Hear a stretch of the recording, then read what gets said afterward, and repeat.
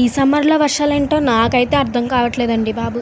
సర్లే వర్షం తగ్గింది, వెదర్ కూడా చాలా బాగుందని ఇలా బయటకు వస్తే మా చెట్టు పైన ఒక పక్షి చిన్నది అలా రెక్కలతో అలా కొట్టుకుంటూనే ఉంది. అసలు మాకేమైందో అర్థం కాలే. మా మమ్మీ అన్నారు చిన్న పిల్ల అనుకుంటా, దానికి బ్యాలెన్స్ లేక అలా కింద పడినట్టుంది అని అన్నారు. నా ఫైనల్ ఆర్డర్ కూడా వచ్చేసిందనమాట. అదే ఈ పెయింటింగ్ రింగ్.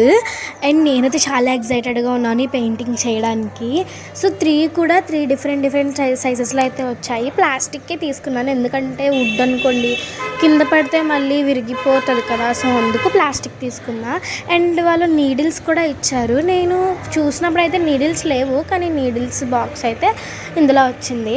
నాకైతే రింగ్స్ చాలా అంటే చాలా బాగా నచ్చాయి.